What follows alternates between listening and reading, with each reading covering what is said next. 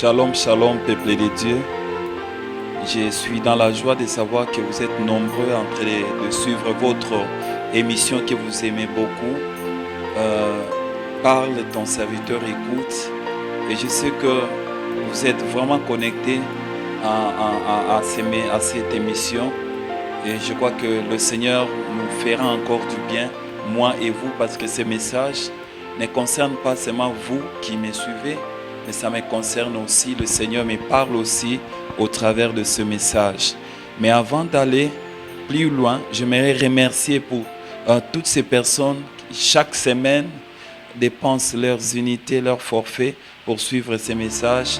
Ma prière est que le Seigneur vous bénisse là où vous êtes et qu'il vous mette au large et que vous soyez des hommes prospères à tous égards. Et avant de commencer, j'aimerais que vous puissiez, si ça ne dérange pas, fermer les yeux là où vous êtes. Nous allons remercier le Seigneur et commander ces instants entre les mains du Seigneur. Nous prions. Alléluia. Seigneur, nous te sommes infiniment reconnaissants. Toi qui nous as gardés durant cette semaine, de début jusqu'aujourd'hui, j'ai dit Seigneur. Et surtout que tu as rendu possible, Père éternel, mon Dieu, cette émission, Papa. Il y a certains qui ont commencé cette semaine, ils se sont retrouvés hospitalisés dans un hôpital. Il y a d'autres, Seigneur, qui sont morts, mais toi, Seigneur, parce que tu savais que nous avons des choses à faire, une mission à atteindre avec toi, tu nous as gardés en vie. Voilà pourquoi nous te sommes infiniment reconnaissants. Éternel Dieu des armées, nous recommandons ces nouveaux thèmes que nous voulons commencer aujourd'hui. Yahweh, l'homme ne saura pas parler correctement de toi, mais c'est avec l'aide du Saint-Esprit qui peut être en mesure, Seigneur, de communiquer la pensée que toi tu as mis dans son cœur. Ce soir, nous voulons être seulement des instruments, un instrument par lequel tu vas passer pour bénir quelqu'un, pour me bénir aussi, Seigneur, et que quelque chose change dans la vie de quelqu'un. Je prie que ma soeur, mon frère, qui est en train de me suivre maintenant, Seigneur, oh Dieu, soit, oh Yahweh, mon Dieu, visitez là où il est. Soit, oh Yahweh, mon Dieu, visitez là où il est. Et que le miracle s'opère dans le nom de Jésus. Car la Bible me dit, Yahweh, mon Dieu, tu n'as pas changé. Tu es le même hier, aujourd'hui, éternellement. Reçois l'honneur et la gloire. Toi qui règnes à jamais, nous disons merci, Seigneur Jésus. Amen, amen. Bien-aimé, merci pour ce temps que tu m'as accordé dans la prière. Nous voulons commencer notre nouveau thème que nous avons eu à annoncer sur notre Facebook, intitulé « Les disciples de Jésus-Christ ». Bien-aimé, si Dieu a mis à cœur, nous a mis à cœur ce thème, c'est parce qu'il veut toucher quelqu'un, il veut toucher une femme, il veut toucher un homme, il veut toucher un disciple qui s'est attaché à lui. Et ce soir, j'aimerais que tu me suives avec beaucoup d'attention, car le Seigneur a quelque chose à faire dans ta vie. La Bible dit chaque chose à son temps. Il y a un temps que le Seigneur a fait. S'il y a un temps se présente, si un temps se présente, il arrivera à un certain moment où l'autre temps va céder la place à l'autre. Et j'aimerais dire maintenant, bien-aimé, ce message concerne plus particulièrement celui qui est en train de traverser un moment de désert. Un moment où il ne sait plus répondre à certaines questions de sa vie. Un moment où il est en train de dire, est-ce que Dieu existe en tant que disciple? Un moment où il est tenté à abandonner la foi. Un moment où il est en train de se dire, est-ce que le Seigneur m'a oublié ou il me connaît encore? Mais j'aimerais te dire, bien-aimé, le Seigneur est là. Il veut te parler maintenant. Il veut changer ta destinée en écoutant ces messages. Ça ne vient pas de moi, mais ça vient de l'Éternel qui a mis cela dans mon cœur. Et j'aimerais d'emblée définir le concept principal de notre message, c'est les disciples. Selon les dictionnaires, bien-aimés, c'est une personne qui reçoit l'enseignement d'un maître. Il fait partie d'office de son école. Autrement dit, c'est une personne qui croit à quelqu'un d'autre et qui l'aide à diffuser sa doctrine pour que les autres soient gagnés dans son école. On peut l'appeler adepte de cette personne. Et pour ce qui nous concerne dans ces messages, bien-aimés, Les disciples dont il est question en ce soir, c'est moi et toi. Nous qui avons choisi de suivre Jésus-Christ, nous qui avons choisi d'abandonner le monde et de marcher avec le Seigneur, ces messages te concernent, ces messages me concernent, bien-aimés. Et dans cette vie que nous avons choisie, moi et toi, bien-aimés, et nous faisons d'office partie de cette école que nous avons définie dans les concepts des disciples. Il y a l'école de Dieu. Dans cette école, bien-aimés, il y a des enseignements que Dieu nous donne. Il nous donne pour que nous puissions aussi les transmettre aux autres, les amener dans le Seigneur. Et voilà pourquoi nous allons dire que nous sommes là, nous faisons partie de cette école, de ce maître qui est notre Seigneur Jésus, et nous cherchons, bien-aimés, à gagner les autres adeptes, les autres disciples pour le Seigneur. Et quelques vérités, le deuxième point que nous allons évoquer maintenant, c'est qu'il y a quelques vérités dans la marche de tout disciple de Jésus-Christ. La première vérité, c'est que dans l'école de notre Seigneur, il y a deux périodes par lesquelles tout disciple est appelé à passer. Bien-aimé, quand tu deviens disciple, attends-toi à connaître deux périodes principales, bien-aimé, durant la marche avec le Seigneur. Et la première période, c'est laquelle? C'est une période où Dieu est en train de nous transmettre des théories. Il est en train de nous donner ses enseignements pour que notre foi puisse croître, bien-aimé. Voilà pourquoi Romains 10, le verset 17 nous dit, la foi vient de ce qu'on attend. Donc pendant cette période, le Seigneur est en train de nous donner des enseignements appropriés. Il est en train de nous donner des matières appropriées pour que notre foi puisse croître.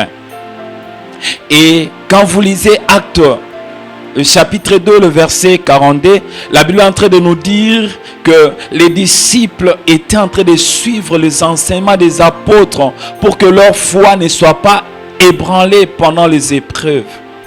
Nous voyons comment est-ce que les disciples, ceux-là qui étaient gagnés dans l'église primitive, étaient là en train de suivre les enseignements. Voilà la première période que tout disciple est appelé à connaître durant la marche avec le Seigneur. Et la deuxième période, bien-aimé, c'est la période de la pratique que nous pouvons appeler période de preuve. C'est une période, bien-aimé, qui n'est pas facile pour tout disciple. C'est une période qui peut faire pleurer tout disciple. C'est une période qui peut faire perdre l'espoir à tout disciple. Et c'est là où va se baser notre enseignement, bien-aimé. Hébreu est en train de nous donner l'illustration pour faire voir que cette période existe dans la vie de chaque disciple. Hébreu 11, le verset 17, est en train de nous faire voir qu'Abraham fut mis à l'épreuve par Dieu pour voir s'il va obéir à ce que Dieu lui avait dit. Il lui a dit de lui donner son fils unique Isaac. Dieu l'a mis en épreuve. Alors qu'il y avait intimité entre Abraham, Dieu était en train de lui communiquer ses pensées. Maintenant, Dieu voulait voir si réellement Abraham serait en mesure de mettre en pratique ce qu'il lui avait communiqué d'une manière ou d'une autre. Il a été mis à l'épreuve par Dieu lui-même dans son école. Et quand vous lisez Job, le chapitre 1, le verset 8 à 12, vous allez voir qu'on est en train de nous faire voir nous faire voir les événements au travers desquels Job était passé. Dieu était en train de vanter Job qu'il était un homme irréprochable. Et la Bible nous fait voir qu'il y a eu des événements qui se sont succédés dans la vie de Job. Il a perdu ses biens, il a perdu ses enfants bien-aimés. Parce que Job était irréprochable. Parce que Job avait reçu des enseignements de la part de Dieu. Il fallait qu'il passe par là pour faire voir. C'est Dieu qui voulait faire voir à Satan que Job était réellement un homme juste. Un homme irréprochable, bien-aimé. Peut-être tu es en train de passer par ces moments d'épreuve. Bien-aimé, suis-moi jusqu'à la fin. Tout au long de ces séries de messages et tu seras béni et le Seigneur va te réconforter. La deuxième vérité, bien-aimé, dans la marche avec le Seigneur par rapport à chaque disciple, c'est que les disciples de Christ est appelé à vivre dans l'obéissance aux directives données par son maître qui est Jésus-Christ. chaque disciple bien-aimé, pour qu'il arrive à traverser les moments de désert, bien-aimé, il est appelé à suivre correctement les directives que son maître sera en train de lui donner. Bien-aimé, il est difficile à un disciple de traverser une épreuve sans qu'il ne suive scrupuleusement les directives que son maître lui a données. Et quand vous lisez Jean 10, le verset 27, la Bible est en train de nous dire, c'est Christ est en train de dire, mes brebis attendent ma voix, je le connais et elles me suivent. Vous voyez, quand on fait route avec le Seigneur, une brebis fait route avec le Seigneur bien-aimé, elle doit être attentionnée, elle doit écouter la voix du Seigneur, elle doit suivre le Seigneur. La troisième vérité que nous pouvons donner par rapport à la marche avec le Seigneur, c'est que le disciple de Jésus-Christ n'est pas exempté des difficultés ou épreuves de la vie. C'est-à-dire, il n'est pas vacciné contre le malheur, contre les souffrances, contre les difficultés. Il n'est pas vacciné, bien-aimé. Bien-aimé, le fait d'être juste, le fait d'être un disciple de Jésus, j'aimerais te dire que le malheur, bien-aimé, frappera toujours à ta porte. Les difficultés se présenteront toujours dans ta vie, bien-aimé. Pour dire que, quand bien même tu marcheras dans la sanctification, nous avons parlé le cas de Job. Job, Dieu l'a vanté. Job, Dieu l'a vanté devant Satan. Mais il n'était pas exempté de ses problèmes, de ses difficultés, de ses souffrances, bien-aimés. Et Psaume 34, le verset 20, la partie A est en train de nous confirmer cela. Il dit, le malheur atteint souvent le juste. Pour dire que, bien que tu sois juste, il y a le malheur qui te guette. Et la quatrième vérité, bien-aimée, que nous allons relever dans la marche avec de tout disciple, c'est que pour chaque problème du disciple, le Seigneur se lèvera toujours pour intervenir, pour trouver une solution appropriée. Gloire au Seigneur. Bien-aimé, quand bien même les problèmes se présenteront dans ta vie, mais j'aimerais te rassurer, Psaume 34 est en train de nous dire que le Seigneur se lèvera toujours pour intervenir, pour trouver une solution appropriée à ton problème. Pourquoi tu as peur de ces problèmes qui est en train d'arriver, qui est en train de te faire pression dans ta vie? Écoute ce que Psaume 34, le verset 20, partie B, est en train de dire, mais l'Éternel en délivre toujours. La Bible dit, le malheur atteint souvent le juste, mais l'Éternel en délivre toujours. Bien-aimé, que ce soit la nuit, que ce soit la journée, quand ces problèmes, cette difficulté se présentera dans ta vie, j'aimerais te dire, l'Éternel t'en délivrera toujours. Quel que soit, oui, bien-aimé, la teneur de ton problème, j'aimerais te dire, le Seigneur est au contrôle. Luc, le chapitre 12, le verset 1 à 12, Jésus est en train de s'adresser à ses disciples. Nous qui sommes ses disciples, il dit, quand on vous mènera devant les synagogues, les magistrats et les autorités, ne vous inquiétez pas de la manière dont vous ne vous défendrez ni de ce que vous direz. Car le Saint-Esprit vous enseignera alors même ce qu'il faudra dire. Écoutez cela, n'est-ce pas agréable, bien-aimé? La Bible dit, Dieu lui-même prendra soin de toi, même si on t'amènera devant les juges, même si on t'amènera devant les magistrats de ce monde, d'une manière injuste, bien-aimé. Mais la Bible dit au verset 12 que Dieu enverra son esprit pour t'enseigner à l'heure même de ce que tu vas dire devant les tribunaux de ces hommes. Et le troisième point qui touche maintenant le corps de notre message, nous allons donner beaucoup d'illustrations par rapport à notre message, c'est que nous avons intitulé cela les disciples et sa vie courante, sa vie de chaque jour. J'aimerais te dire, bien-aimé, dans la vie courante ou de chaque jour de chaque disciple, Dieu met à la disposition de ses disciples ou des justes des opportunités pouvant leur procurer de la joie et de l'amertume ou des douleurs. Il y a un moment où la joie est là, mais il y a aussi des moments où la douleur, des difficultés se présenteront. Cependant, pour toutes ces deux situations, chaque disciple est appelé à contrôler son attitude pour qu'il puisse en sortir par rapport à chaque étape l'étape de joie, bien-aimé. La joie peut se transformer, bien-aimé, à un moment de pleurs. Et le moment de pleurs, bien-aimé, ça peut se transformer à un moment de pleurs continuels ou à un moment de joie. Ça dépendra de ton attitude, de ta manière de te comporter. Et voilà pourquoi Ecclésiaste, le chapitre 7, le verset 14 nous dit: au jour du bonheur, sois heureux. Et au jour du malheur, réfléchis. Dieu a fait l'un comme l'autre, afin que l'homme ne découvre en rien ce qui sera après. Donc pendant ces deux périodes, la période de joie, la période de malheur, Dieu voudrait à ce que nous puissions avoir une attitude positive, bien-aimés. C'est ce qui va nous amener, bien-aimés, à vivre la gloire de Dieu. C'est ce qui va nous amener à ne pas abandonner la foi, à ne pas, oui, bien-aimés, nous fier aux choses éphémères, bien-aimés. Dans notre message, nous allons nous focaliser sur la période de preuve que les disciples de Christ peuvent traverser durant sa marche sur la terre et donner les attitudes qu'il est appelé à adopter pour sortir vainqueur dans ses combats. Retenons ceci, bien-aimés. Les épreuves dans notre vie, dans chaque vie des disciples, bien-aimés, très souvent Dieu les utilise comme moyen pour faire éclater sa gloire. Voilà pourquoi Jésus pouvait dire à ses disciples qui disaient que ton ami Lazare est malade, qu'on aille, quand il a reçu le message, il a dit que cette maladie ne l'amènera pas à la mort.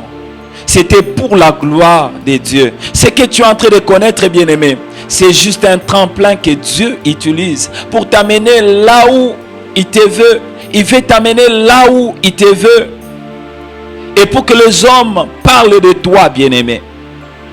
Donc les épreuves sont des moyens que Dieu utilise pour nous amener à vivre sa gloire. La Bible nous donne beaucoup d'illustrations au travers desquelles Dieu a utilisé les épreuves et pour faire éclater sa gloire. Et nous allons utiliser un cas et la semaine prochaine, nous allons prendre l'autre cas et ça va nous amener à développer notre message. Et aujourd'hui, nous allons nous limiter au travers de ces cas. L'illustration biblique, nous allons relever tout au long de notre message et ça va mettre fin à notre intervention de ce soir. Et nous intitulons le premier cas, l'illustration biblique, c'est que les disciples et la maladie. La maladie, c'est une épreuve qui peut faire à ce que tu sois coincé. Tu n'arrives plus à marcher. Tu n'arrives plus à faire quoi que ce soit. Tu es bloqué. Tu étais en train de travailler. Mais à cause de la maladie, tu as perdu le travail. Tu étais en train de faire des activités à cause de la maladie. Tu es collé dans le lit. Bien-aimé, j'aimerais te dire, cette maladie ne va pas t'amener à la mort. Ça va amener la gloire de Dieu. Ça va amener la puissance de Dieu dans ta vie. Et nous prenons les faits réels dans la vie de Job en tant que disciple. Parce que Dieu est en train de parler, est en train de vanter Job devant Satan. Et nous lisons Job, le chapitre 2, le verset 1 à 8.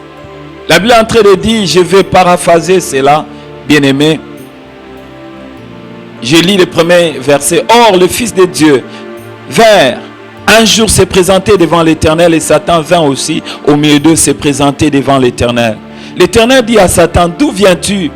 Et Satan répondit à l'Éternel, de parcourir la terre, de m'y promener. L'Éternel dit à Satan, as-tu remarqué mon serviteur Job? Il n'y a personne comme lui sur la terre. C'est un homme intègre et droit, craignant Dieu et se détournant du mal, il demeure ferme dans son intégrité. Et tu m'excites à les prendre sans motif. Et Satan répondit à l'égard à l'Éternel, peau pour peau, tout ce que possède un homme, il le donne pour sa vie. Mais étends ta main, touche ses os et sa chair, et je suis sûr qu'il te maudira en face. L'Éternel dit à Satan, voici je te livre seulement, épargne sa vie. Et Satan se retira de devant la face de l'Éternel, puis il frappa Job d'un ulcère malin depuis la plante des pieds jusqu'au sommet de la tête. Imaginez-vous, bien-aimés, un disciple de l'Éternel. J'étais en train de dire, le disciple n'est pas exempté de toute difficulté, de tout malheur. Job, qui était vanté par le Seigneur, a été touché par la maladie. Et j'aimerais m'adresser à un disciple qui est cloué dans un lit, dans une maison, dans une famille. Tu étais consacré au Seigneur. Tu marchais dans la crainte du Seigneur. Tu continues même à marcher. J'aimerais te dire, bien-aimé, ne perds pas ta foi. Parce que la Bible dit, le malheur atteint souvent les justes et l'Éternel en délivre. Bien-aimé, tu as tendance à désespérer dans ta marche avec le Seigneur. Tu dis comme Jacob est en train de dire, ma destinée est cachée devant le Seigneur. J'aimerais te dire, le Seigneur ne t'a pas oublié. N'abandonne pas la foi. Bien-aimé, la Bible est en train de nous faire voir, bien-aimé, que Job était frappé. Non seulement il était frappé, mais il a perdu une grande partie de sa bénédiction. Mais la maladie est le soubassement de notre message.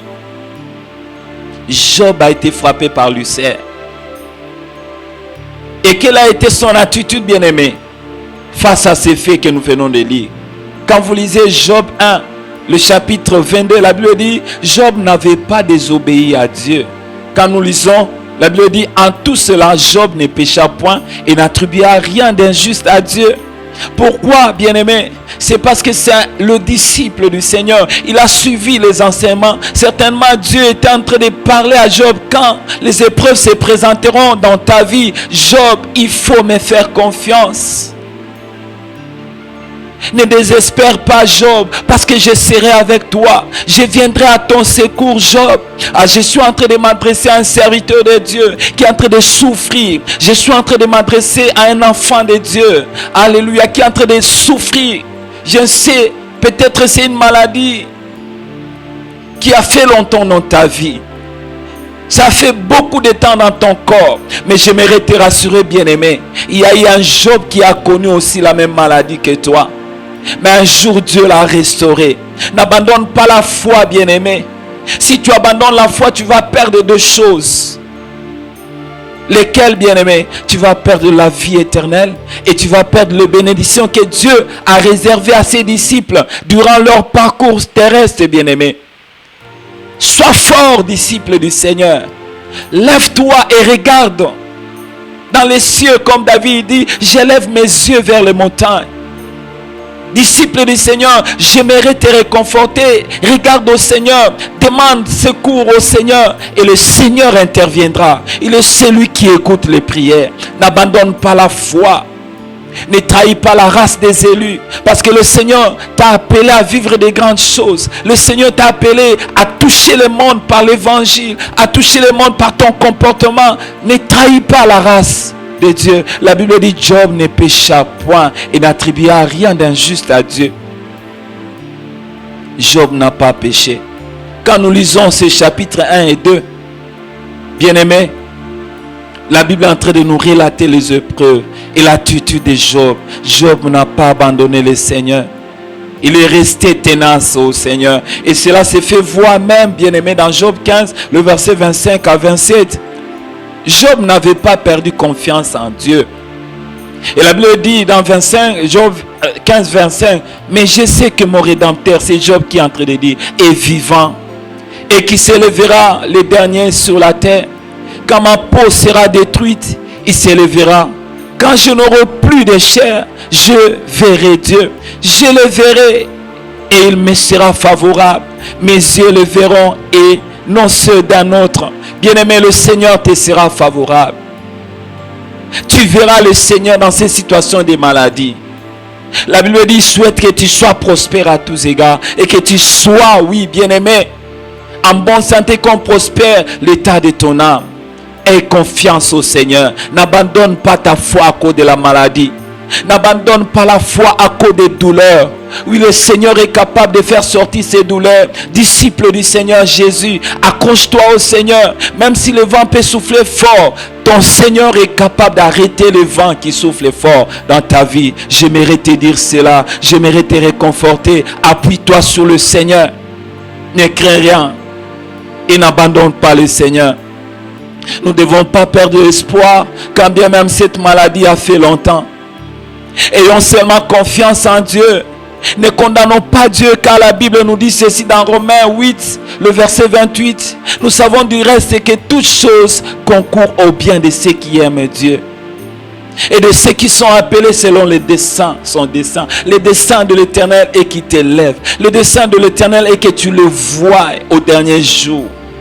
À cause de ton attachement à Dieu. Crois la parole de Dieu. Les enseignements que tu as reçus pendant cette période des enseignements. Oui. Souviens-toi de ces enseignements et le miracle se produiront. Bien-aimés, nous sommes arrivés à la fin de ces premiers éléments, les disciples et la maladie.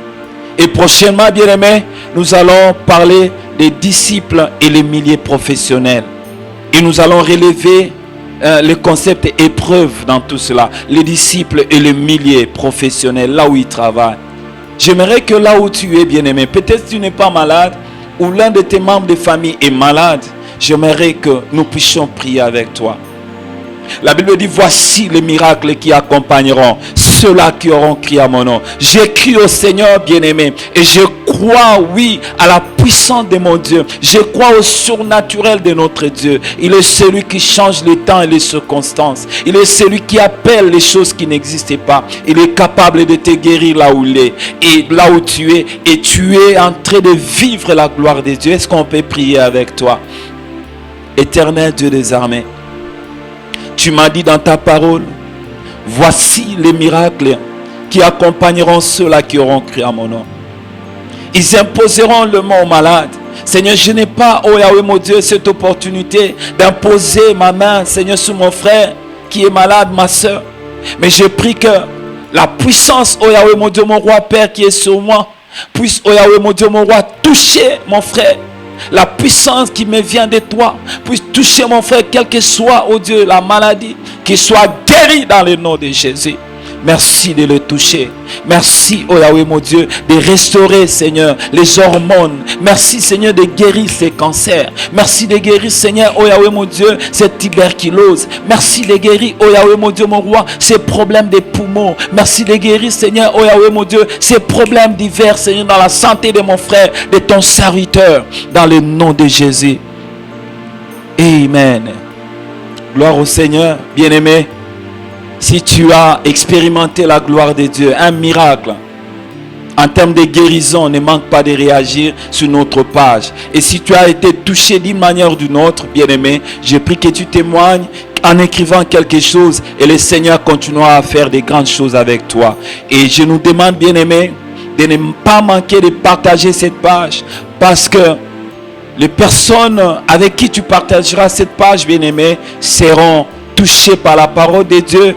Et toi aussi tu seras bénéficiaire de la bénédiction de Dieu. Et quand nous allons mettre notre page YouTube, la vidéo sur ces messages sur YouTube, et nous allons publier sur notre Facebook, page Facebook, ne manquez pas aussi de partager, ne manquez pas de lire et abonnez-vous massivement pour que vous ne puissiez pas rater toutes les séries de nos messages. Notre prière, bien-aimé, avant de clôturer, est que le Seigneur se souvienne de toi et que le Seigneur se souvienne de toute ta famille. C'est dans le nom de Jésus, notre Sauveur, notre Roi, notre Maître, que nous avons ainsi prié et demandé. Soyez bénis.